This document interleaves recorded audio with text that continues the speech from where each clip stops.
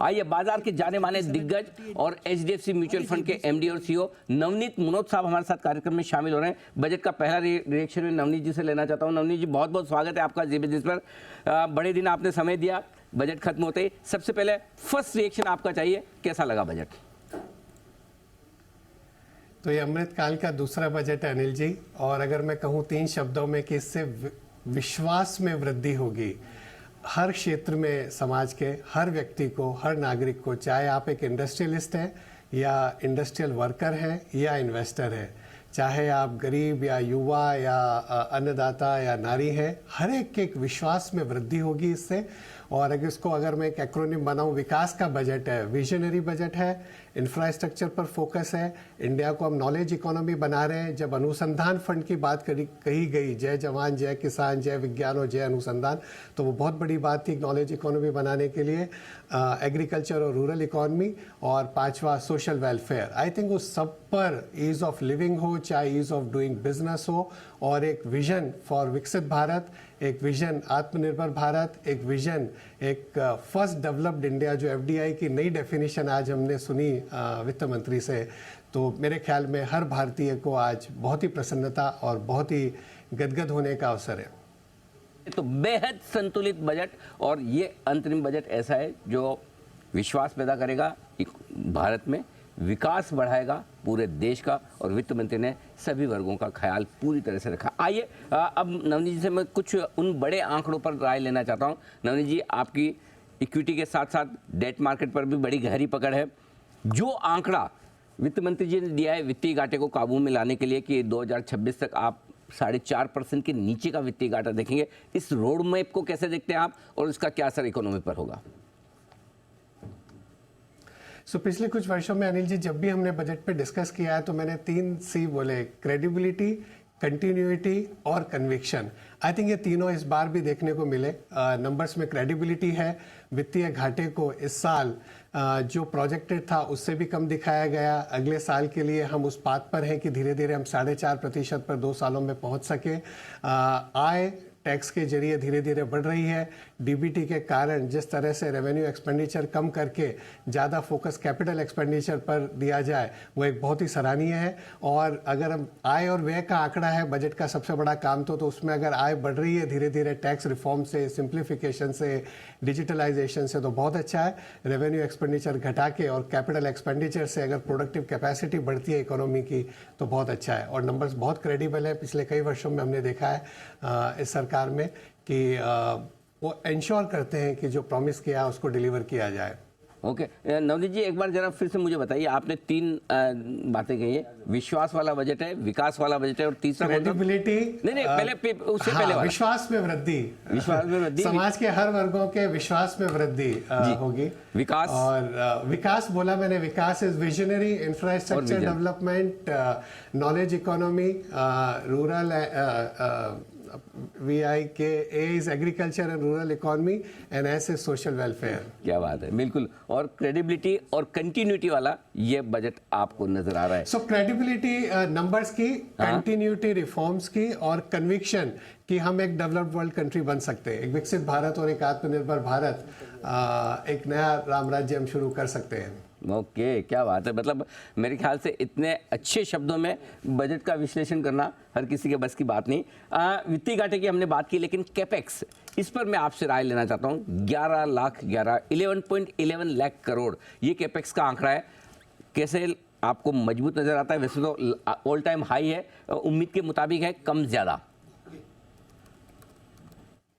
नहीं, बिल्कुल मुताबिक है। और इस वर्ष ही नहीं, पिछले कुछ वर्षों से सरकार कंटिन्यूअसली कैपेक्स पर ज़्यादा ध्यान दे रही है। मैं तो बोलता हूँ जो RRR है, जिसकी बहुत प्रशंसा करी जाए, रोड्स, रेलवेज और रिन्यूएबल्स, पर दूसरे कई क्षेत्रों में भी आज वित्त मंत्री ने घोषणा करी कि किस तरह से हम अपना कैपेक्स बढ़ाएंगे। और जब सरकार ने एक हैवी ड्यूटी, मैं कहूँ अगर फ्रंट लोडिंग कर दिया, तो उसके बाद प्राइवेट सेक्टर का कैपेक्स भी धीरे धीरे बढ़ना चालू हो जाएगा। और अगले वर्ष से सबकी यही संभावना है कि प्राइवेट सेक्टर भी उसी गति से कैपेक्स में गति रखेगा और कैपेक्स को बढ़ाएगा, जिस तरह से सरकार ने एक कन्विक्शन के साथ फर्स्ट वर्ल्ड इंफ्रास्ट्रक्चर बनाने की घोषणा करी है। नवनीत जी, टैक्सेशन में इस बार कोई बदलाव उन्होंने दरों में किया नहीं है, क्या उम्मीद रखी जाए जो टोन था वित्त मंत्री जी का, जो जिस तरह से उन्होंने अपनी पोस्चरिंग की, उम्मीद करें कि जुलाई वाले बजट में इंडिविजुअल टैक्सेशन पे कुछ न कुछ बड़ी रिलीफ आने की तैयारी है? आई थिंक मेरे ख्याल में हमारे टैक्स रेट्स काफ़ी रीजनेबल हो गए।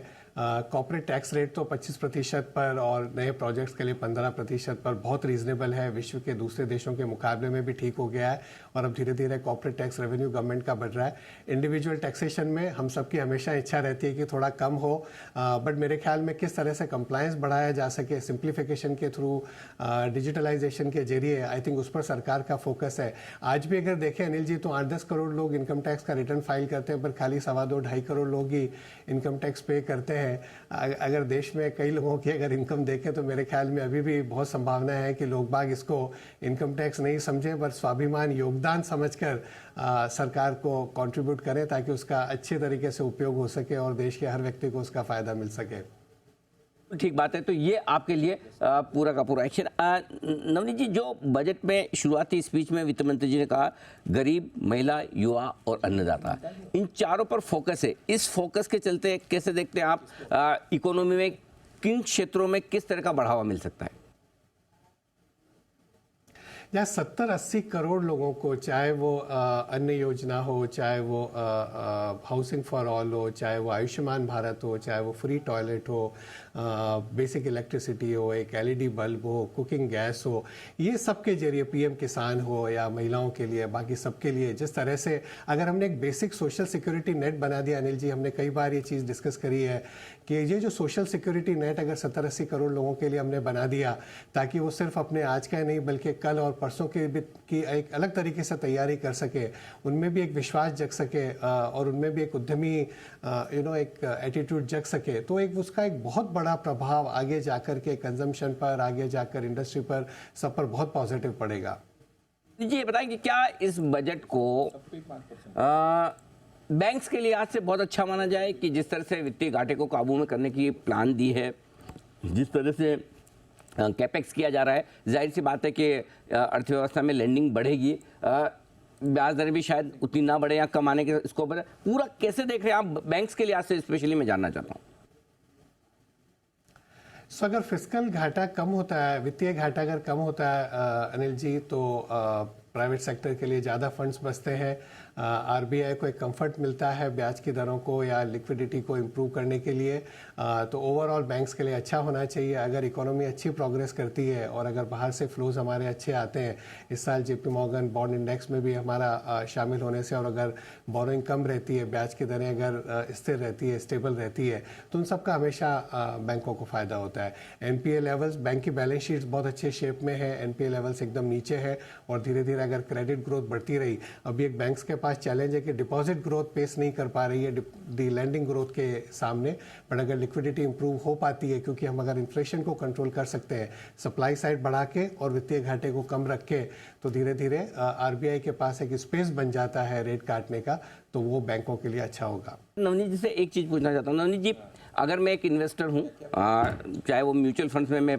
एसआईपी के जरिए पैसे लगा रहा हूँ, लमसम मैंने पैसे लगा रखे हैं, या मैं बजट के बाद इंतजार कर रहा था बजट देख के लगाऊंगा, तो इन सारे तरह के इन्वेस्टर्स के लिए क्या राय है इस वक्त मार्केट में निवेश करने के लिए? आज से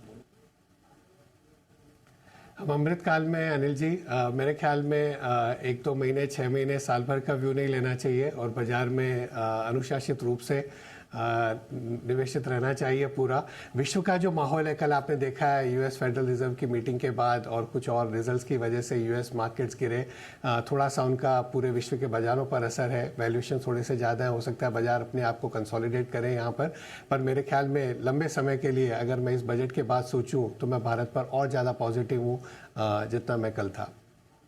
ओके, बिल्कुल। नवनीत जी, जाने से पहले आखिरी सवाल आपसे ये कि कोई ऐसी खास बात या कोई और व्यू आपका जो बजट को देखकर आपको लगे?